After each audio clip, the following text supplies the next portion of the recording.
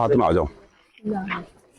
तो ये डीएनटी समाज की बस्ती है, घुमंतु समाज की बस्ती है। इस बस्ती का हम आपको नजारा बता रहे हैं। ये इन तरह की इन लोगों के लिए रहने का ये खाना पीना किचन इनको बोलते हैं, इसमें ये लोग निवास करते हैं और ऐसे करके ऐसे टेंटों में ये लोग निवास कर रहे हैं। ये बहुत बड़ी दुख की बात है।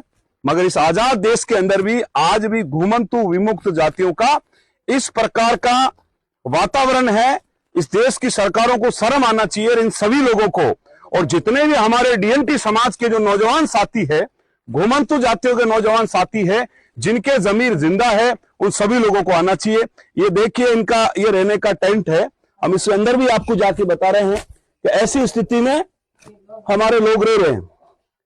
ये ऐसी स्थिति में ये इनके खाने पीने का यहाँ रहना है और ये इनके खाने पीने का ये इनका किचन है। तो ऐसी स्थिति में हमारे लोग हमारे घरों के अंदर ये रह रहे हैं।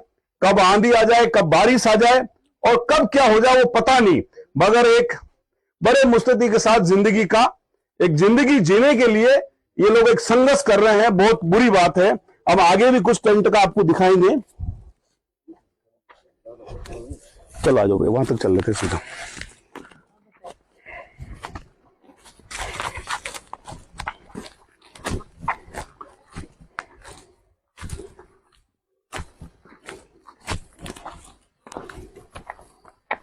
देखिए इनका ये नजारा है। इस प्रकार में स्थिति में ये लोग रहते हैं।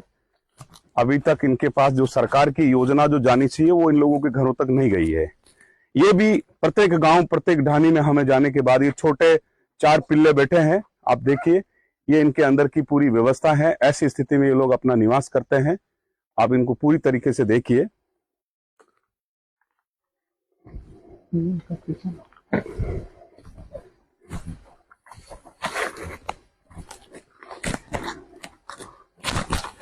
सूरदास भाई भी चल रहा है साथ में। अरे क्या बात है भाई।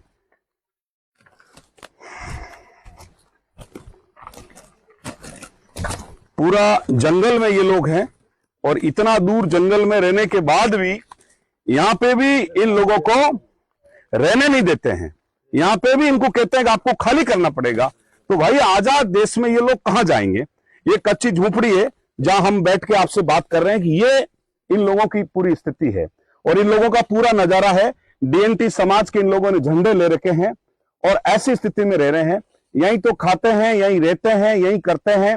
मगर हालात ये कि इन लोगों को अपने को ये रहने की व्यवस्था तो हो ना हो, मगर इनके मुर्दे मर जाते हैं, इनके जो लोग मर जाते हैं, उनको भी दफनाने के लिए 2 गज जमीन नसीब नहीं है। इस कारण मैं राजस्थान के डीएनटी घुमंतु विमुक्त जातियों के समस्त लोगों को मैं निवेदन करना चाहता हूं।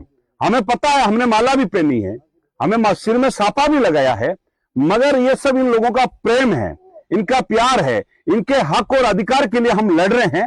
हम माला और सापा के भूखे नहीं हैं, मगर बात यह है कि हम संदेश देना चाहते हैं, इन सरकारों को जगाना चाहते हैं, हमारे लोगों के जमीर को जगाना चाहते हैं कि हमारे लोग किस हालत में आज भी स्थिति में जान। देश आजादी को 75 वर्ष हो गया। सन 1947 में देश आजाद हुआ और देश आजाद के बाद भी किसी परिवार को पीने का पानी नहीं मिले, किसी परिवार को पक्की छत नहीं मिले, किसी परिवार को स्थायी पट्टा नहीं मिले, किसी परिवार को 1 रुपए किलो का गेहूं नहीं मिले, किसी परिवार का कोई मुखिया मर जाए, उनको मुर्दों को दफनाने के लिए भी 2 गज जमीन उसको नसीब नहीं हुए, उनके लिए भी विरोध। यानी आदमी जब तक जीता रहता है तब तक तो कितना अपमान सहता है।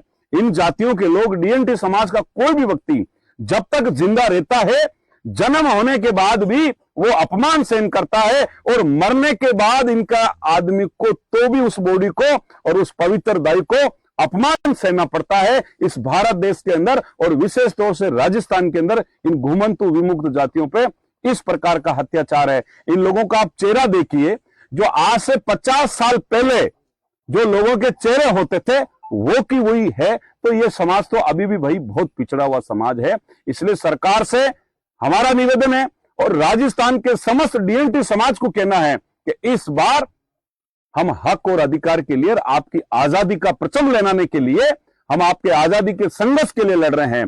इस कारण आपको इस बार अपनी मुट्ठी बंद करके हमारे हक और अधिकार के लिए आप लोगों को हमारे संघर्ष के लिए आना पड़ेगा। और अब नहीं आए तो फिर कब आएंगे। आज आपको पता है, मेरे हिसाब से आज 1 तारीख हो गया है, समय बचा नहीं है। और हमें पता है कि पुलिस पूरा मुस्तैदी के साथ काम कर रहा है, आपके रास्ते डाइवर्ट कर सकता है, आपको रोक सकता है, आपको डरा सकता है। तो जितने भी राजस्थान से जो बाहर, राजस्थान के अंदर जो दूर दराज जिलों के लोग हैं, उनको 6 तारीख को शाम को पाली बालराई के लिए निकल जाना चाहिए। आप सभी को बहुत बहुत धन्यवाद। और इन लोगों ने भी मान सम्मान दिया है, आप लोगों का भी बहुत बहुत धन्यवाद। ये हमारे भाई सूरदास जी की भी झोपड़ी है। अब देखो, ये अंधा है व्यक्ति, जिसको आपने वीडियो में भी बताया है, ये सूरदास जी का है मामला। और आज भी सूरदास इस स्थिति में अपना जीवन जीता है, कहने का मतलब। तो यहां तो सरकारों को तो यहां तो शर्म आनी चाहिए कि भाई एक जो गरीब व्यक्ति है, देश का निर्धन है, अंधा है, तो उस व्यक्ति के लिए तो सरकार को सरकारी स्थायी मकान देना चाहिए, उनके लिए सरकार को कोई व्यवस्था करना चाहिए। समाज कल्याण विभाग में जब कहते हैं कि इन गरीबों के लिए, विकलांग, अंधा, लाचार, इन समाजों के लिए तो बहुत सारी चीजें होती है, मगर इनका ये कहना है कि इनको कुछ नहीं मिला। मकान मिला है आपको अभी तक? इनका ये कहना मकान नहीं मिला है, कहने का मतलब। इनको 1 रुपए किलो वाला गेहूं नहीं मिला है, और इनको सरकार की जो योजना है वो इनके कोसों दूर है, और इनको अभी तक कोई मकान का पट्टा मिला है? नहीं मिला ना, नहीं मिला। तो अभी भी हमारी ये स्थिति है। तो साथियों, इस सारे वीडियो को देख के राजस्थान की घुमंतु डीएनटी जातियों का रोम खुल जाना चाहिए, और हमारे हक के लिए हम सबको आना चाहिए। आप सभी लोगों को बहुत बहुत धन्यवाद।